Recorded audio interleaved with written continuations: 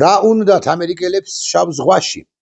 რამდენიმე წლის წინ თუ არ ვცდები 2018-ში, ანუ 8 წლის წინ, შესაძლოა 19-ში, მაგრამ უფრო 18-ში ან არ გამორიცხავ რომ საერთოდაც 17 წელს ბიზინა ივანიშვილმა ოლიგარქმა ქართული ოცნების ამ ბანდიტური დაჯგუფების და მაშინაც მობანდიტურო დაჯგუფების დამფუძნებელმა მამამ, რომელსაც საკუთარი თავი ერთის მხრივ კიტრი და მეორეს მხრივ ამ ქვეყნის დამფუძნებელი ჰგონია, იმიტომ რომ 2012 წელს სწორედ მან და მხოლოდ მან დაამარცხა მიხეილ სააკაშვილი, ეს დიქტატორი კაცი, აი ამ სიტყვებით მიმართა ბიზინა ივანიშვილმა მამუკა ხაზარაძეს იმ ხანიდან 2017-18 წლებში ანაკლიის კონსორციუმის დამფუძნებელს და პირს, რომელმაც ერთ ამერიკულ კომპანიასთან ერთად მან ხაზარაძემ პადრი ჯაფარიძესთან და ერთ ამერიკულ კომპანიასთან ერთად TBC ჯგუფმა უფრო ზუსტი რომ იყო, გაიმარჯვა ანაკლიის ღრმაწლოვანი პორტის მშენებლობის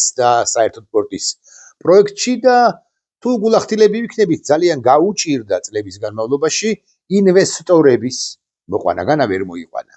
მოიყვანა, იქ შეგვიძლია გავიხსენოთ ერთი ჰოლანდიური კომპანია, ერთი ქართულ-ბულგარული კომპანია, ერთი ქართულ-ბრიტანულ-უზბეკური კომპანია, ერთი თუ ორი ამერიკული კომპანია, ერთი თურქული კომპანიაც, მაგრამ 75-80 მილიონი ინვესტიცია ასწიაო, ასე რომ ამბობენ მამუკა ხაზარაძემ და მეტი თითქოს კი არა ნამდვილად ვერ შეძლო, მაგრამ ვერ შეძლო იმის გამო, რომ საქართველოს დე-ფაქტო ხელისუფლება იმ ხანად დე იურე, ანუ 2018-2019 წლებში პირდაპირ მნიშვნელობით აწევებოდა, აჩქარებდა თითქოს, ოღონდ ერთი შეხედვით, რეალურად კი ხელს არ უწყობდა ამ პროექტის განხორციელებაში.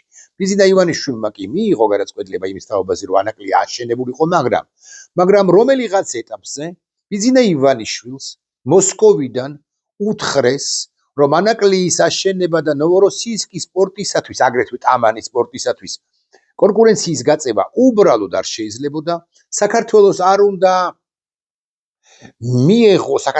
შეესრულებინა შუა დერეფნის მთავარი ქვეყნის მისია, სტატუსი, ფუნქცია, მოვალეობა ნაკლებად და აქედან გამომდინარე როგორღაც უნდა გაჩერებულიყო ანაკლიის ღრმაწლოვანი პორტის ისედაც რთულად წინმავალი პროექტი.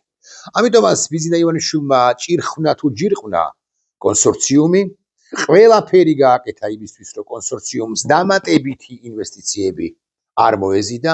მეცაც გეტყვით ბიზინა ივანიშვილის დავალებით იმჟამინდელმა პრემიერ-მინისტრმა და ჩვენ არ ვასახელებთ ხოლმე მას, იმიტომ რომ ის ოპოზიციაშია ახლა და საერთოდაც დევნილია, მაგრამ მეორე მხრივ რატო არ ვასახელებთ, კარგად არ მესმის, გიორგი გახარია პერსონალურად ყველაფერი გააკეთა იმისთვის, რომ ანაკლიის ღრმაწლოვანი პორტის პროექტი არ გაგრძელებულიყო, მშენებლობა არ გაგრძელებულიყო და 2019 წელს ასე დასრულდა ამბავი კონსორციუმის. არა და კონსორციუმის ამბავი რომ გაგრძელებულიყო 2020-ში, არ მეჩნდება ზუსტად 2020-ში, ჩვენ უკვე უნდა მიგვეღო პირველი სტადია, უნდა დასრულებულიყო ანაკლიის ღრმაწლოვანი პორტისა და ჩვენ უკვე უნდა მიგვეღო დიდი და უზარმაზარი დიდრონი გემები. 2020-ში თითქოს არ ჩანდა, რომ ასე გვჭირდება ანაკლიის ღრმაწლოვანი პორტი, მაგრამ 2022-დან, როდესაც უკრაინაში დაიწყო ის რაც დაიწყო, ანუ რუსეთის ყოვლად არაპროვოცირებული შეჭრა უკრაინაში და მთელი უკრაინის ოკუპაციის მცდელობა, ოკუპაციის ანექსიის მცდელობა თანდათან 22-დან გამოჩნდა რამდენად მნიშვნელოვანი არის შავ ზღვაში ესოდენ სერიოზული კრიტიკული ინფრასტრუქტურა, რომელიც ჩვენს ეკონომიკასაც წაადგებოდა, მაგრამ უმნიშვნელოდ თუნდაც პირველი ფაზა, თუნდაც საწყისი ეტაპი ღრმაწლოვანი ანაკლიის სპორტი და ასევე მნიშვნელოვანი იქნებოდა საერთაშორისო გადაზიდვებისათვის, იმიტომ რომ ახლა რო ანაკლიის ღრმაწლოვანი პორტი არსებობდეს, რუსეთს კიდევ უფრო მეტად გაუჭირდებოდა ომი და ბრძოლა თავისუფლების მოყარე უკრაინის და გავბედავდა ვიტყვი თავისუფლების მოყარე ქართველი ხალხის წინააღმდეგ. ბიზინა ივანიშვილმა დამატებით იცინთ, რატომ არ შემოუშვა პირველ ყოვლისა ამერიკელები და საერთოდ არ ააშენა ეს პორტი და ამერიკელებს კიდევ მიუბრუნდები ჩავინიშნოთ, იმიტომ არ ააშენა თუ ააშენებინა, რომ ანაკლიის ღრმაწლოვანი პორტისა და ანაკლია სითის არსებობის შემთხვევაში, რომ არსებულიყო ბიზინა ივანიშვილის ხელისუფლება დღეს აღარ იქნებოდა და ბიზინა ივანიშვილს რა უნდა მეტი ფული შოვნა აქ ამ ქვეყანაში და სულ ცალფეხზე ან ლიფეხის მარჯვენა მუხლზე, ერთი ფეხის მარჯვენა მუხლზე თუ წვივზე ჰკიდია საქართველოს როგორ განვითარდება საქართველოს მისია და როლი საერთაშორისო კონტექსტში. აქვე კიდევ ერთხელ გავიხსენებ გახარიას და ბიზინა ივანიშვილს, მის ნაჩალნიკს, ამერიკული უმსხვილესი კომპანია და იცის მამუკა ხაზარაძე რაზეც ვლაპარაკობ და არა მხოლოდ მამუკა ხაზარაძე, არამედ ანაკლიის ღრმაწყვოვანი პორტის უკლებრივ ყველა კონსორციუმის ყველა მეწილემ იცის, რასაც ახლა ვლაპარაკობ, ამერიკული უმსხვილესი კომპანია ცერბერუსი შემოდიოდა.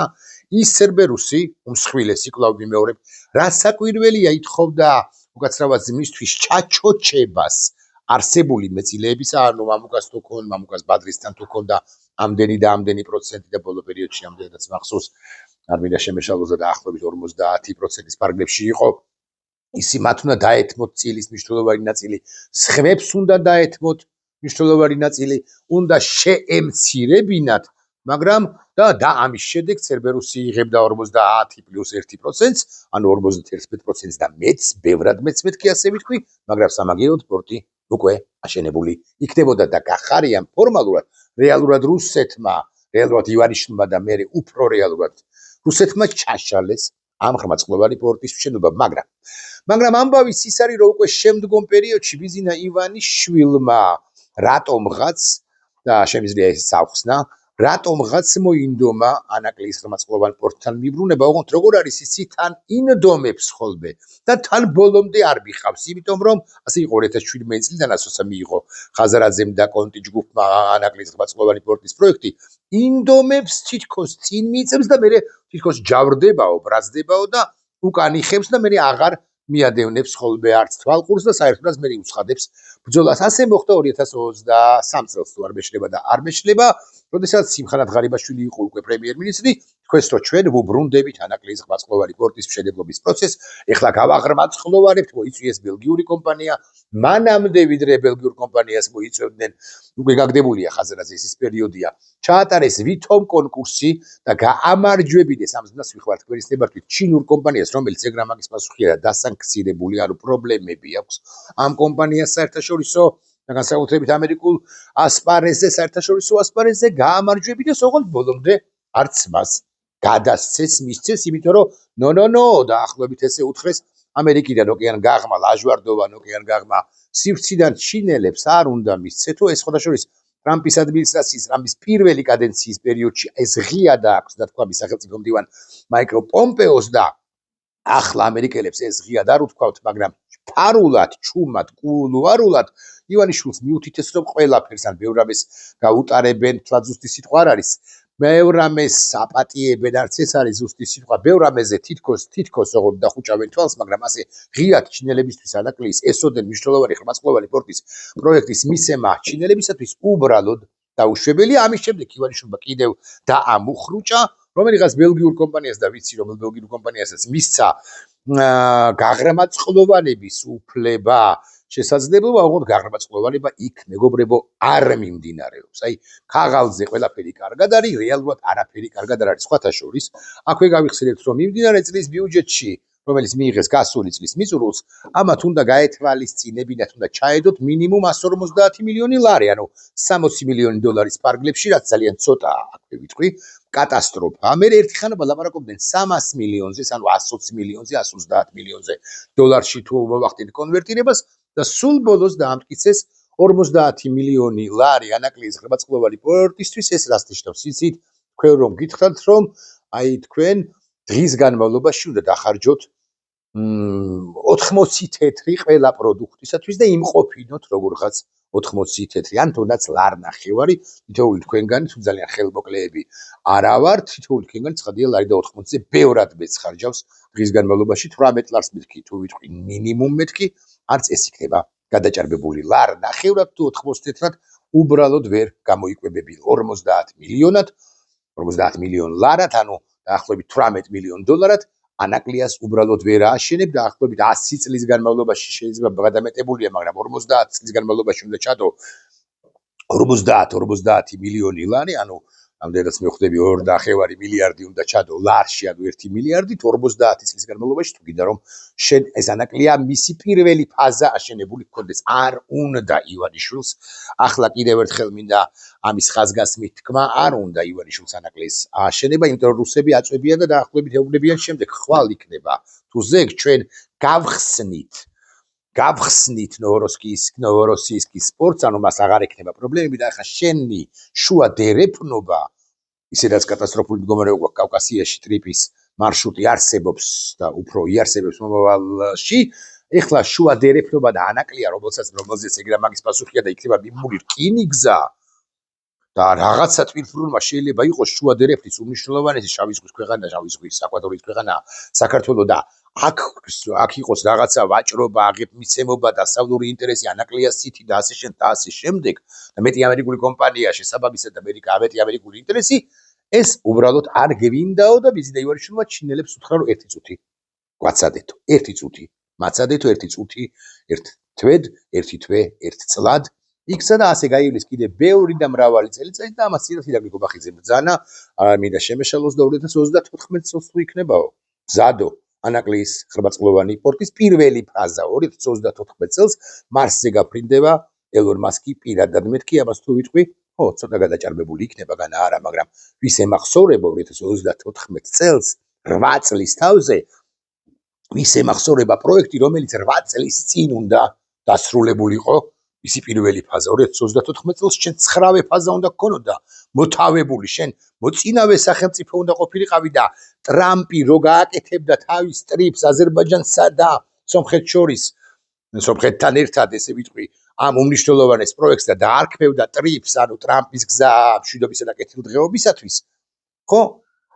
პარალელურ რეჟიმში აქეთაც საქართველოს მიმართულებითაც განვითარებული იქნებოდა ინფრასტრუქტურა და ეს გადმოზიდვები, ეს ლოჯისტიკური ხაზები, ეს სატვირთო ხაზები აღმოსავლეთიდან დასავლეთი ისე იქნებოდა გამართული, რომ სულ რო გახსნილიყო ნოვოროსიისკის და ტამანის პორტები, ანუ დესანქცირება რომ მოხდარიყო მათი, ხო, ისინი შეგვეხვეწებოდნენ კი არა, ისინი ვეღარ შემოვიდოდნენ ჩვენთან კონკურენციაში, მით უმეტეს რომ ნოვოროსიისკს ისიც თქვენ რომ დიდი პრობლემები აქვს. მაგრამ ამასობაში ამბავი სხვაგვარადაც ვითარდება, ანუ ბიზნეს ივანიშვილი ხო გეგმავს და რაღაცეებს აწყობს ჩოტკი იქნება მას კალკულატორი არ იქნება. ამასობაში ამერიკელები ცხადია ფიქრობენ რაღაცებზე. ხო? და აი საქართველოში ჩამოვიდა სახელმწიფო დეპარტამენტის, ამერიკის შეერთებული შტატების სახელმწიფო დეპარტამენტის, ევროპისა და ევრაზიის საქმეთა ბიუროს წარმომადგენელი პეტერ ანდრეოლი, რომელიც შეხვდა ოპოზიციას, ხელისუფლებას, იქ რაღაც საკითხებზე ილაპარაკა, მნიშვნელოვანი საკითხები განიხილა, განა არა და ასე შემდეგ და ამ პეტერ ანდრეოლიმ უცებ მოინდომა ცხადია ამერიკის შეერთებული შტატების საელჩოსთან კონსულტაციი და ელჩის მოვალეობის შემსრულებელთან კონსულტაციის შედეგად გადაწყვეტილება მიიღო ამგვარი, რომ წასულიყო ეკონომიკის სამინისტრო როა მათთან ერთად ასევე უკაცრავად უფრო რკინიგზის დეპარტამენტის ხელმძღვანელთან ეკონომიკის სამინისტროს წარმომადგენლებიც იქნებოდნენ. ცხადია, ეკონომიკის სამინისტრო მოდის ვიხდი, ანაკლის სპორტის პროექტი გააცნო ეკონომიკის სამინისტრომ, წავიდა ანაკლიაში. ეხლა მე გეკითხებით, რა დახვდა იმ ანაკლიაში? ანუ რა გზავნილი ჩააქვს პეტერ ანდრეოლის ანაკლიაში? რა უთხრა ეკონომიკის სამინისტრომ? რა უთხრა მთლიანად პროექტზე საქართველოს როგორც შუადერეფნისათვის საკვანძო ქვეყნის როლსა და ფუნქციაზე. მაგალითად უთხრეს თუ არა, რომ ჩვენ დავამთავრებთ ანაკლიას 2034 წლამდე, დაგველოდე 2028-ში ჩვენ უკვე მივიღებთ დიდ გემებს. ცხადია, ეს არ უთქვამთ, იმიტომ რომ იქ არაფერი არ ხდება.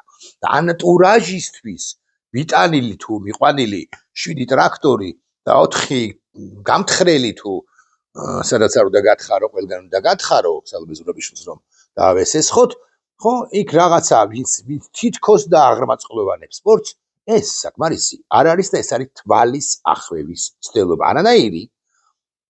არანაირი პროექტი, არანაირი მშენებლობა, არანაირი ინფრასტრუქტურული განვითარება, არანაირი ინოვაციური განვითარება ანაკლიასკენ და ანაკლიაში არ მიმდინარეობს. რკინიგზის ამბავი, რომელსაც ეგრე მაგის პასუხია და 45 მილიონი ლარია გამოყოფილი წლევანდელ ბიუჯეტში რკინიგზის მოდერნიზაციისთვის ამ მიმართულებით, ანაკლიის მიმართულებით. და არც არაფერი არ ხდება. უბრალოდ ეს კაცი ჩაიყვანეს, თვალი აუხვიეს, ღონია თვალი აუხვიეს და უთხრესო ნახეთ რა მაგრები ვართ, ჩვენ ყველაფერს ვაკეთებთ, გადააგორეს. მარტივად რომ ვილაპარაკოთ. არა და მე არ ვიცი ოპოზიციის წარმომადგენლებმაც მგონი უთხრეს და თუ არ უთხრეს ცუდია, ოპოზიციის წარმომადგენლებს უნდა ეთქვათ და ალბათ უთხრეს, იმედი მაქვს, რომ არანაირი ანაკლია და არანაირი შუა დერეფანი და არაფერი აქეთ არ საქართველოს მიმართულებით, ანუ არ განხორციელდება როგორც ასეთი, მანამ სანამ ხელისუფლებაში არის ბიზინა ივანიშვილი. ბიზინა ივანიშვილი სურო დაგპირდეთ ამერიკელებო, ძვირფასო ამერიკელებო, რომ ხვალზე აუცილებლად ჩართავს ანაკლის, გამართავს ანაკლის სპორტს, ის აუცილებლად გადააგდებს ამერიკულ მხარესაც და ნებისმიერს მაზეგად პირობითად ასაკვირველია, ან მაზეგ, ან ერთ კვირაში. იმიტომ რომ ბიზინა ივანიშვილის ამოცანა ახლა მოგაჩვენოთ, მოიკატუნოს თავი, თითქოს პროდასავლელია, ოღონდაც კი ლეგიტიმაცია მიიღოს. პროდასავლელია, ამის შედეგად მიიღოს უფლება, რომ ჩინელებს ააშენებინოს ღრმაწლოვანი პორტი, იმასაც არ გააკეთებს რეალურად, ესეც დაბლოკოს, ოღონდ ამერიკელებს ჰქონდეთ ეს განცდა იმისა, რომ ბიზინა ივანიშვილი მათი პარტნიორიც არის. არა, ვერ გამოვა ეს, ვერ მოგართვეს ივანიშვილო გრიგოლიჩ, ამის თქმა შემიძლია. ვიდრე ივანიშვილი არის საქართველოს ხელისუფლებაში de facto, ანუ de jure ხო ის არც არის ხელისუფლებაში, მანამდე არ აშენდება ამერიკის შეერთებული შტატები სურვილის მიუხედავად ანაკლის ღრმაწლოვანი პორტი. აქვე ვიტყვი და ბოდის ვიხდი, მე მგონი აქ მაქვს გახსნილი ლინკი, ხო, მაქვს გახსნილი ლინკი ოპოზიციის წარმომადგენლებთან ხსენებული პირის, ამერიკის შეერთებული შტატების საკმაოდ მაღალი თანამდებობის პირის შეხვედრის თაობაზე. ნახეთ, მე ხალ პირველად ვკითხულობ მე ამას თქვენთან ერთად ვუთხარით მთავარი, ჩვენ არ ვივაჭრებთ ტყვეებით, არ დავიხევთ უკან და სტაბილურობა, ისე როგორც კარგი სასამართლო, საუკეთესო სასამართლო, ბიზნესთვის კარგი გარემო და ასე შემდეგ, ასევე სტაბილურობა. არის განამწყვეტად მნიშვნელოვანი მათ შორის ანაკლის სპორტისათვის, რომელიც ეგრა მაგის პასუხი ამას მე განვაგრძობ თქვენის ნებართვით. უმნიშვნელოვანესია ამ კონტექსტშიც მეტი ამერიკა შავ ზღვაში არის პრინციპულად მნიშვნელოვანი ჩვენთვის. რა უნდათ ამერიკელებს შავ ზღვაში ამას რომ ამბობდა ის ოლიგარქი შლეგი პრორუსი კაცი, ის ვერ ხდებოდა და ვერ ხდება დღემდე, რომ ამერიკელებისთვის უმნიშვნელოვანესია შავი ზღვა, როგორც ასეთი მე მესმის, რომ ეს არის რთული, მით უმეტეს აგრესიული რუსეთის შემყური ამ პროექტის ამერიკის შემოყვანის პროექტის განხორციელება საკმაოდ რთულია ჩვენ სინამდვილეში, მაგრამ მეტი ამერიკა რეგიონში, მეტი ამერიკა შავ ზღვაში არის გადაწყვეტილება უკვე მიღებული და ადრე იქნება თუ გვიან ეს ასეც მოხდება. ვიზიტი ხორციელდება ძირითადად ეკონომიკურ ლოკაციებზე, ეს არის ფოთის სპორტი, ამაზეც ვიტყვი. საქართველოს ხელისუფლებაში მათ შორის ქალბატონი თურნავა და აღარ ლაპარაკობ ეკონომიკის ყოფილ მინისტრებზე, ეკონომიკის ყოფილ მინისტრებზე, მათ ზურგს უკან დგომ ტიპებზე, ფოთის ლობისტებზე და არ ლაპარაკობ ამაზე. საქართველოს ხელისუფლებაში მაღალ თანამდებობებზე იყვნენ და ახლაც არიან პირები, რომლებიც ლობირებდნენ ფოთის სპორტის გაღრმაწლოვანებას. იქ არის პორტი პაისის ხელმძღვანელობით, იქ არის ამერიკული ინვესტიცია, იქ არის გარკვეული ღრმაწლოვანება, განა არა, მაგრამ ფოთი როგორც ასეთი ვერასოდეს გახდება ანაკლის კონკურენტი. ეს კარგად უნდა გავისიგზავნოთ, ბარემ ერთ რამესაც გეტყვით, რომ ხვალ პირობითად ცხადია იმ ჩემს მიერ ხსენებულ ამერიკულ კომპანია Cerberus და არა მხოლოდ Cerberus ნორმალური ხელისუფლების პირობებში რომ მიუბრუნდეს ნორმალური ხელისუფლება და უთხრას რომ მოდი მართლა დავილაპარაკოთ, ჩინელებს აღარ ველაპარაკები და მოდი გავაკეთოთ ეს ღრმაწლოვანი პორტი, იაპონელებს რო ველაპარაკოთ, ცალკე მაგრამ პირველ ყოვლისა ამერიკელებს Cerberus-ი მიხედავს ამ საქმეს უმოკლეს ვადებში. როგორც ცხადია, ადეკვატური უნდა იყოს საქართველოს ხელისუფლება, ბარემ ამასაც ვიტყვი, რომ ჩემი ღრმაწმენით ამაზე ბევრჯერ ვისაუბრია, არც ერთი წინა მეწილე კონსორციუმის წევრი, ეს არის ხაზარაძე ჯაფარიძის, ანუ თბილისის ჯგუფი, ეს არის ამერიკული კონტი, ცოტა ინვესტიცია აქვს, ეგრა მაგის პასუხია განხორციელებული, არ გეგონოთ რომ კონტის ლობირებ იმიტომ რომ ბევრი ინვესტიცია განხორციელებული, არ ლობირებ საერთოდ და მეორე 3 მილიონი დოლარია მისი ინვესტიცია და არა უმეტეს რამდენადაც მახსოვს და არ მგონია ვცდებოდე, მაგრამ ამის მიუხედავად ამერიკელების მონაწილეობა აუცილებელი იყო კონტის სახითაც. ეს არის მეორე ამერიკული კომპანია SSA Marine, ეს არის ბულგარულ-ქართული ჯგუფი, ეს არის ბულგარულ-ქართული ჯგუფი G-Star, ეს არის ეს არის ბრიტანულ-უზბეკურ ქართული კომპანია ვანდერნეტ ექსპრესი, არ მეშლება ხო? გონი, ეს არის თურქული კომპანია ვანორდი, ჰოლანდიური კომპანია ვანორდი და თურქული კომპანია და ასე შემდეგ. ესენი ყველანი უნდა დაკმაყოფილდნენ. არ შეიძლება ადამიანებს გამოართვა, ან ჩაადებინო, მოდი ასე ვიტყვი, 40 მილიონი და პლუს მინუს 60, 50 დაახლოებით ყველას ერთი ადამიანებს, კომპანიებს ჩაადებინო 50 მილიონი და მე რომელიმე გახარიამ და არასაკუთრებად პირველ ყოვლისა ბიზნეს იურიშმა მიიღოს გადაწყვეტილება, რომ იცით რა, აღარ გვაინტერესებს ჩვენს ანაკლია და ეს 50 მილიონი, თითქოს 50 კაპიკი იყოს დაკარგეს ამათმა ჯამში, დაკარგეს დაახლოებით 40-45 შეიძლება 50 მილიონი დოლარიც კი და ეს არ შეიძლება ასე არ უნდა მოექცე კომპანიებს, ასე არ უნდა მოექცე ადამიანებს, ასე არ უნდა მოექცე ინვესტორებს, ასე არ უნდა მოექცე საკუთარ თავსაც. განვაგრძობ ამ კითხვას, ამის კითხვას ფოთის სპორტის ლობისტები დღემდე არიან, არ გამოვა ფოთის სპორტის ლობირება, ფოთი ვერ გაღრმაწყლოვანდება. სხვათა შორის თუ ერთიან სტრუქტურად წარმოვადგენთ, დავხატავთ ქრისტებართვით. ერთიან სტრუქტურად წარმოვადგენთ, მე ბათუმში საერთოდ არ მგონია რომ სპორტი უნდა იყოს, მაგრამ შესაძლოა ვწდები. ხო? ერთიან სტრუქტურად წარმოვადგენთ ანაკლიას და ფოთს. ეს იქნება ერთიანი საზღვაო საპორტო ინფრასტრუქტურა შავი ზღვისპირეთში, ანუ იქით ხო, შეგვიძლია მერე უკვე ჩვენ შეგვიძლია ვილაპარაკოთ ოჩამჩირეზე, შეგვიძლია ვილაპარაკოთ სოხუმზეც, შეგვიძლია ვილაპარაკოთ გაგრაზეც, ახლა შესაძლოა კარგად არ დავხატე, მაგრამ მაინც აი ამ ორ პორტს ფოთი და თუ გნებავთ ბათუმის მივაბად, ბათუმი ფოთი ანაკლიას თუ ერთიან ინფრასტრუქტურო გააზრება პროექტში წარმოვაჩენთ, ეს კიდევ უფრო კარგი იქნება ჩვენი ქვეყნისათვის და ვერ დავამთავრე ეს ამ სტატუსის კითხვა, ამ ტექსტის კითხვა. არაშენებული ანაკლის სპორტი და შეხვედრები არის მხოლოდ საგარეო და ეკონომიკურ პარტნიორებს სამინისტროსთან. ეს ცხადყოფს ვიზიტის შინაარს. ჩვენი პოზიციები მათთვის ისედაც ცნობილი იყო, მაგრამ კიდევ ერთხელ დავუფიქსირეთ, რომ ივანიშვილი არის ის კაცი, ვისაც წარმოუდგენია, რომ შავ ზღვაზე შეიძლება რომელიმე დასავლური დემოკრატიის ინტერესი იყოს. ივანიშვილი არ არის ის კაცი, ვისაც წარმოუდგენია, რომ შავ ზღვაზე შეიძლება რომელიმე დასავლური დემოკრატიის ინტერესი იყოს და ვიტანჯე მას აქვს ნათქვამი, რომ შავ ზღვაზე ამერიკელებს არაფერი ესაქმებათ, ამიტომ არავითარი ანაკლის სპორტი, არავითარი მარშრუტი კასპიის ზღვიდან შავ ზღვამდე ხალხებს ჩვენ და ამას ამბობს ბოდიში ბარები ვიტყვი, ამას ამბობს, ამას ნიკა გვარამია. ამას ამბობს ნიკა გვარამია და მეც კარგად მინდა ავხსნა, ბატონებო. უნიკალური ეგობრებო, უნიკალური შანსი გვაქვს ახლა ჩვენ რუსეთისაგან ეკონომიკური თავდაღწევისა. აი წარმოუდგენელი შანსი გვაქვს.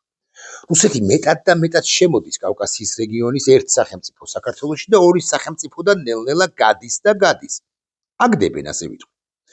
აქ მას უნდა პლაცდარმების გაკეთება მათ შორის, იმიტომ რომ სომხეთში, იმდენარე წლის ივნისში და უკვე შემდგომ პერიოდშიც და აზერბაიჯანშიც ერთგვარად თუ მოახერხებს, თუმცა ურთულესი მოსახერხებელი იქნება რევანში აიღოს. ანუ კავკასიის რეგიონში მსუყეთ იყოს წარმოდგენილი. საქართველოს დე-ფაქტო ხელისუფლება ამის შესაძლებლობას მას აძლევს. შესაძლებლობის არ მიცემა გინება კი არ არის, ვინმეს რო გონია რომ უნდა ვაგინოთ. არაბეთარ შემთხვევაში გინება კი არ არის რუსეთისათვის. შესაძლებლობის არ მიცემა ნიშნავს შენი ეროვნული ინტერესების შესაბამისად გაანახორციელო ისეთი პროექტები, რომლებიც რუსეთს უკაცრავად ჟარგონისთვის და მამენტ არ მოეწონება არ ეს სიამოვნება. ერთ-ერთი კი არა, თავარი საკვანძო პროექტი არის ანაკლის ზღვაწლოვანი პორტი. მოგწონს ხაზარაძე, არ მოგწონს ხაზარაძე. მნიშვნელობა არა. ცუდია ხაზარაძე, კარგია ხაზარაძე. კარგი არ არის კარგი ხაზარაძე. ის მეწილე იყო, მას უნდა მისცე მის მიერ კარგი აუდიტი უნდა ჩატარდეს და მის მიერ ჩადებული თანხა, რამდენი გაინვესტიციას განახორციელა და გაისტუმრო და მერე უნდა გამოაცხადო ტენდერი, ოღონდ ჩინელებს კი არ უნდა მისცე ეს სპორტი. იმიტომ რომ ყველა ხო ხვდებით, რომ ჩინელებს მისცეს, ოღონდ თან არ მისცეს. არამედ უნდა მისცეს სწორედაც რომ დასავლურ პლუს იაპონურ, ესე ვიტყვი, კომპანიებს და განსაკუთრებით შეერთებული შტატების კომპანიებს, აი სერბერუსი რო ვახსენეთ, ყველა კი არ ვახსენებთ, მეოთხე თუ მეხუთე. ამგვარ კომპანიებს შესაძლოა უშუალოდ ამ კომპანიასაც კი. ოღონდ ის წინა მეპაიები წილეები უნდა გასტუმრებული ყავდეს და სახელმწიფო შეიძლება სულაც არ მონაწილეობდეს, ან თუნდაც მონაწილეობდეს. ოღონდ სახელმწიფოს მონაწილეობა რა უნდა იყოს? ხელშეწყობა. ხელშეწყობა, რომ ჩვენ როგორღაც ისედაც როგორ დავაგვიანეთ, რომ იცოდეთ და მაგალითად 2026-ია ხო 4 წელიწადში მივიღოთ პირველი გემები. უკრაინა ამასობაში უკრაინის სამხრეთ-დასავლეთ ნაწილი, მოდი შავი ზღვის პირეთის ნაწილს დავარქმევ. ბევრად უკეთეს მდგომარეობაში იქნება და წარმოიდგინეთ რამხელა შესაძლებლობები გვეხსნება ჩვენ, როდესაც უკვე უკრაინასთან ერთად ვაჭრობთ შავ ზღვაში, იქვეა თურქეთი, დასუსტებულია რუსეთი. უამრავი ტექნიკური და ტექნოლოგიური პრობლემა აღმოფხრილია ამ შავი ზღვის რეგიონში. შენ გჭირდება ამერიკელების, აგიკვირდებათ ახლა რასაც ვიტყვი, ამერიკელების მონაწილეობა, მათ შორის უსაფრთხოების კომპონენტში, სამხედრო კომპონენტს არ ვიტყვი. ბევრი რამ გჭირდება და შენ ამასობაში უყურებ იგელ ხილსი. მომცემს თუ არ მომცემს 6 სიმთელი რაჭი, ეგეთი არ გაძლევთ. დავისხოთ, მაგრამ ეს კიდე ცალკე ისტორიაა, ხო? ეს რაღაც პროექტი განხორციელდება და განმოხორციელდება უსამშობლოები, გაიმარჯვებენ თუ არ გაიმარჯვებენ, რა უსამშობლოები, რა სამშობლოიანები. ხელის გულზე გვაქვს ჩვენი ბრწყინვალე ქვეყნის ეს შესაძლებლობა და ჩვენ ამას უკვე ვერამდენეთ ვერ ვიყენებთ. ამერიკელები ჩაიყვანეს, ამერიკელები აბოლეს, ამერიკელებს ზუგდიდში რომ მაგარი რესტორანია, რა ქვია? დიარონი, არ მახსოვს. იქ აუცილებლად გაუმასპინძლდნენ არაჩვეულებრივი ელარჯი მოუტანეს და გაგიჟდებოდა ეს ამერიკელი, რასაკვირველია, ღვინოც იქნებოდა არაჩვეულებრივი, საქართველოს ქვეყანა არაჩვეულებრივი ამ თვალსაზრისით, მაგრამ საქართველოს ეს არაჩვეულებრივი ქვეყანა არ უნდა იქცეს ტაშის, ფანდურისა და ჭორვილის ტან ქვეყანა, ჭორვილის ტანად არ უნდა გარდაიქმნას, რასაც ივანიშვილი აქტიურად ანხორციელებს ამ პროექტს ცდილობს და ვერ გეტყვით რომ ვერ ახერხებს მეთქი, მაგრამ ანაკლია. ხმამაღლა გამომივა ეხლა ჩემგან ამის თქმა რა უფლება მაქვს, მაგრამ ანაკლია აშენდება ბატონო. ანაკლია აშენდება და კიდევ უამრავი პროექტი აშენდება. უამრავი პროექტი განხორციელდება ჩვენს ქვეყანაში. როგორც დასავლეთ საქართველოში, ისე აღმოსავლეთ საქართველოში. ოღონდ ჩვენ აქ უნდა გადაწყვეტილება მივიღოთ თავარი და ამგვარი. უნდა მოვიცილოთ ტიპები, ცეხავიკები, რუსები, დაკომპლექსებულები, უვიცები, უნიჭოები, უნჯები, მუნჯები, მხდალები, დაბიოები, უინტელექტოები, სასტიკები და ქართული სახელმწიფოსთვის ზიანის მოტანის გარდა სხვა არაფრით დაკავებულები. გულისხმობს კონკრეტულ ტიპებს, რომლებიც აქ არიან და რასაკვირველია, გულისხმობ პირველ ყოვლისა ბიზინა ივანიშვილს.